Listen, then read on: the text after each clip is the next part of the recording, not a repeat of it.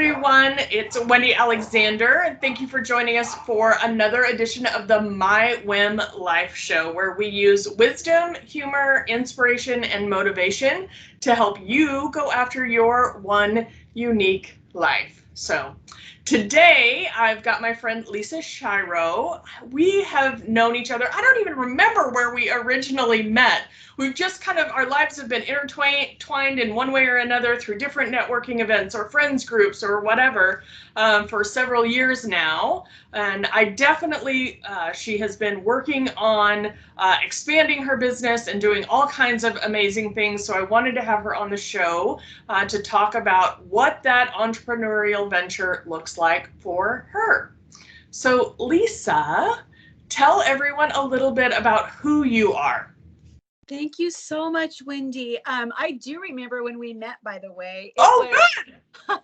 It was fall of 2017. We were in a mastermind group together with Women Ignite. Right. Yeah.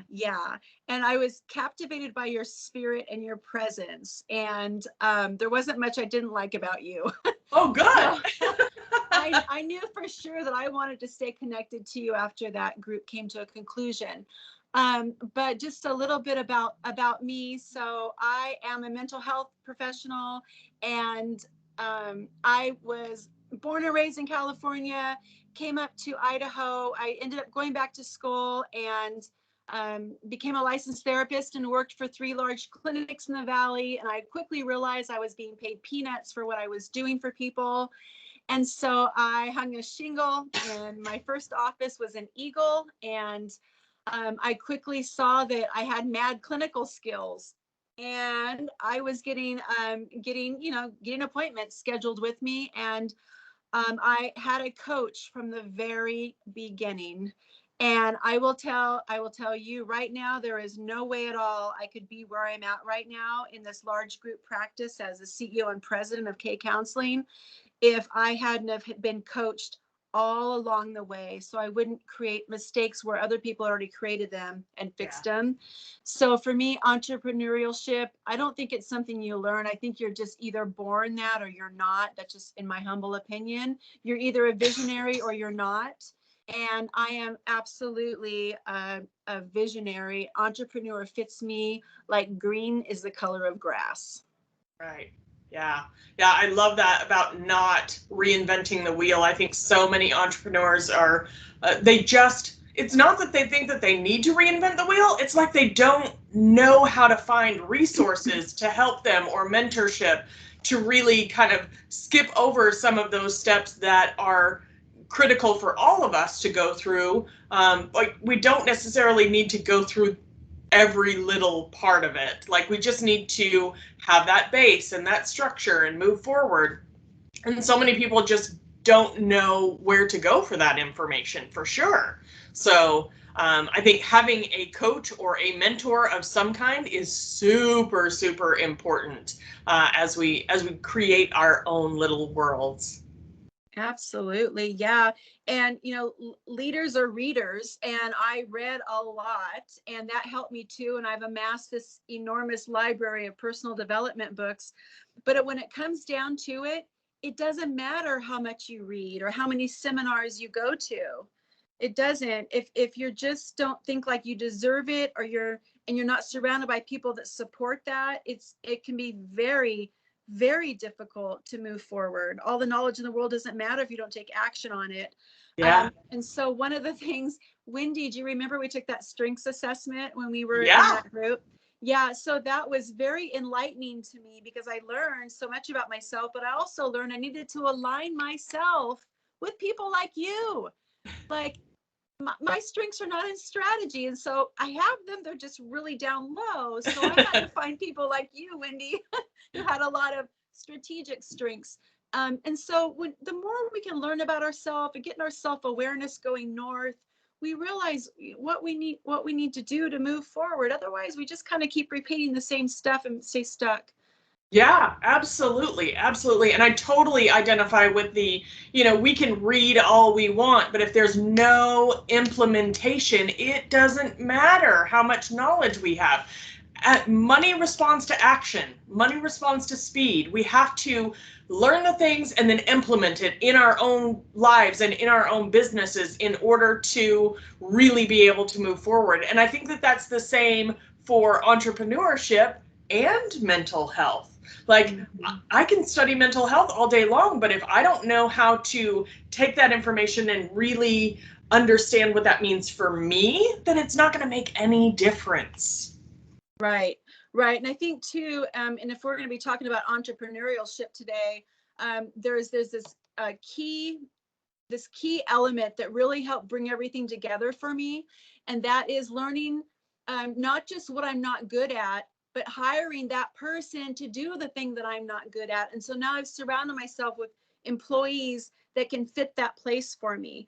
And so there's things in my life that I just don't really care about, but those things need to be cared about in order to grow my company. And so I hired somebody and I call her my integrator. So I'm the visionary and she's my integrator. Yeah. So she's the wizard behind the curtain who's doing all the stuff that I really don't want to do, but I'm the visionary thinking outside of the box. I've got 20 ideas every day, and she's the one who goes, whoa, you need to come back down to earth here because we can't do that and that, but that one looks okay. Let's talk about the details of that.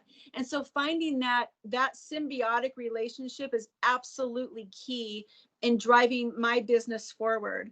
And I'm happy to announce that from July to August, we overshot our projections by nearly 45% in gross revenue. And it's because I have good coaches. I can't do the success alone. I needed people to fit the gaps where I kind of had a void. And that made a huge difference. Yeah, I think it's so true. You know, when people say it takes a village to raise a child or it takes a village to start a business, I think those things are very, very true. There's absolutely no way that any of us can be successful on our own. It really is the collaboration with other people. It is the thoughtfulness and strategy that our coaches and our mentors can give us. It's also our ability to leverage the people that we have or the things that we have in our life in order to exponentially move forward in our businesses. And then if you haven't, as an entrepreneur, learned the skill of delegation and learning to understand where your strengths are and what you need to pass off to other people, it's so critical to figure out what that balance looks like and what you can use someone else's skills better for, so that you can be at, your highest and best use in the things that you do best. That's when everybody gets to shine. Yes, absolutely. Another lesson that I learned the hard way is, organizational charts aren't that effective, but accountability charts sure are. So who cares what the names are that are in this hierarchical chart? I want to know what they're doing because I want to make sure the other person's not doing the same thing. Time is worth something. Time is valuable. Time is money to me. And so I want to make sure I don't have duplicative efforts going on within my organization. So learning that too was huge for what we're doing here. And so I don't want to be doing something that somebody else is doing. I don't want to be checking something because I don't think they're equipped to do it right, and I got to check it and I should have done it myself. Those little tiny things compounding over time, Wendy, will take a business down. And so I have learned early on to treat my business like a franchise. So consistency matters. When people come in, they always get the same treatment. And so in terms of, if that's what this topic is today, if it's about entrepreneurship, that was so helpful to me to learn some of those strategies where it's more systems based and less people or employee based, so that if somebody pops out, I can hire somebody else because I've got a good operations manual and pop them into that position. That's going to keep my company running. I don't want to be too dependent on the person. I want to, you know what I mean, to be able to interchange them. Yeah, absolutely. That was kind of the exact direction that I felt like you were going to go, because systems, processes, procedures are so critically important when you start to leverage and scale your business. If you don't have that stuff solidified for what does a customer experience when they walk into your business? What does the customer experience look like when they go onto your website? Like all of those things, you should be able to say line item by line item, this is the experience that we want our customers and our clients to have. You should know exactly what that looks like, because the more focused you are and can identify exactly what that path is for your clients, the easier it is for them to recognize that and to feel confident that you can supply what they need. Absolutely. I absolutely concur with that 100%. The other thing too that we really have as a culture here at K Counseling is I take really good care of my employees so they can take good care of their patients. And my therapists that I hire, if they're feeling financially frustrated or feeling like the culture isn't what they want, or there's gossip going on, we just don't have any tolerance for that here. And if they're having those kinds of frustrations, they're not likely to be able to have an effective intervention with a patient who really needs their help.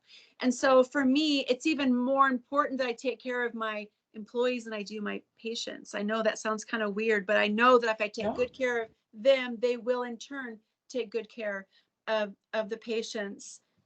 So, yeah, I absolutely 100% agree with that. I just think it's so important for those of us who have the responsibility of making sure that we've got employees that are following our company culture, that they believe in what we believe in, so that we're all working towards the same goal. Those things are super important, because all of that gets passed down to the end user customer every single day. Yeah, and you know what? Word of mouth matters. Yeah. And we depend highly upon word of mouth advertising. And yeah, people look on Google for stars and things like that. But at the end of the day, that neighbor tells you you got to go see somebody, this person at K Counseling, they're way more likely to do it than if they just go and try to find somebody on Psychology Today. So in my narrow scope of what I do here in terms of counseling, we depend highly upon that, and news travels fast. Yeah. And I got to be able to deliver red carpet treatment and pay attention to details when they get here, so they get a consistent reception, so that when that neighbor says, you know what, you're going to love it there, you walk in, it feels like a hug, and they've got this beautiful coffee bar and healthy snacks, and it just feels so calm. Man, they've got to be able to feel that when that that neighbor comes in, right? Their friend that they've told this to. And so Right. we really pride ourselves on developing and offering that very consistent that consistent feel of just like a super safe place to be. Yeah, absolutely. I think that's so important, especially that first walk-in, because I know personally, I've walked into my first counseling session with someone, and it's at an office building, and they're just renting a suite, which is fine, but the waiting room is just like a brown leather sofa and a coffee table with some magazines on it that are 8 months old. Like, no one's paying attention Right. to any details whatsoever. There's no one there to greet you. There's no one, there's no, welcome, we're in a session, we'll be out soon sign. Like, there's none of that. You're just like, I hope I'm in the right place. This is where it says to go, but the door is shut. So I really feel like having that first impression experience like you're delivering is really important, especially in mental health. They're already in a place of instability. They're feeling a little insecure or unsure that this is really what they want to do, that first experience. So I'm just, thank goodness there are people like you who recognize that that is part of the service as well. It's not just the session. Yeah, listen, we're in a very chaotic world, and we want to be a place of calm and peace when they walk in. And we pay attention to details. And what you just said made me giggle about the Sunset magazine or whatever that's like years old or dusty. No, this matters. And we It even does. go at our clinic. We even go to the extent of we make sure that the K cups are labeled like up so people can read it, not have to go sideways. Like, I know that sounds silly, but it's like paying attention to details and cleanliness and calm. And I love the idea of it feels like a hug when I walk in, because Yeah. you are right as rain, man. These people, some people that come in have been suffering from agoraphobia for way too long. They haven't left their house in 7 months. They're finally coming out, and maybe their wife is dragging them here. The last thing they need is to feel cold and feel like nobody's connecting with them. They need to feel instantly that it's like, you know what, we got your back, dude. We're here for you. Just relax and we'll get you in. But we got you. What kind of coffee do you like? Can I get you a cup of coffee? We really do kind of do that extra thing. So our culture here matters a lot. And that was something I wanted to bring up too, Wendy. Culture matters. I feel like Yeah. long gone are the days of like policies and procedures and 30 pages of legal schmiegel. Like, who reads that stuff? Instead, how about do a culture guide? So we have a really tight culture guide here. We have a strict dress policy, but you know what? We have a lot of fun here too. And we've learned to giggle at ourselves. And if we can giggle, that's good. I think giggling is underrated. We want Yeah. to create a certain culture that we have core values that everybody believes and they can tick off any time of the day because they know not tick off, but rattle off their tongue any time of the day because they know it, because that's what we do here. We Yeah. believe in certain things, and we believe in like 6 things, and they're all over our offices here because that's how we work. Everything's driven to the mission statement. So again, I wouldn't know all this stuff if I hadn't been coached along the way. Yeah. And that made a huge difference for me. Why would I want to create something when somebody else has already done it better than me? I want to learn from him or her. Yeah. Absolutely. Absolutely. So, coming over to the mental health side of things, on the counseling side for what you do, tell us a little bit about what the last 18 months or so has been like with all of the changes that the world has been experiencing with COVID setting in. Mm. Yeah, that's a big question. We fear what we don't know. And with COVID, there has been a great deal of confusion, and not just with masking or not masking or vaccinating or not vaccinating, but moreover, like, where is it? When am I going to get it? What am I going to die? What about if I spread it to somebody else and I don't know about it? And I don't know what's safe anymore. So there was so much confusion, and that caused fear, which led to anxiety. And so then there was just all this unknown, and that just ramped the anxiety up. And so we ended up, getting really busy. But to answer your question, I think the confusion is what stirred up so much of the anxiety.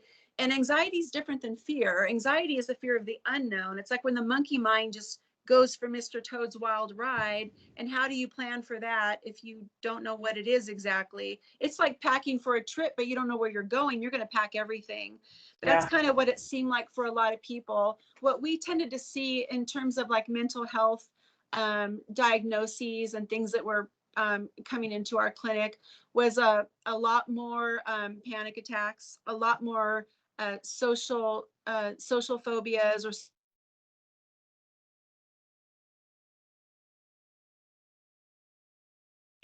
on the kids in school, just because they haven't seen their teachers' faces, and the masks. You can't, you don't get the body language, and it's created this really weird world for the teenagers. We have seen a surge in teenager referrals here for social anxiety. It's been sadly very interesting that we would do that, because we typically treat more like OCD and uh, phobias, but we're seeing a surge in social anxiety. So. Yeah.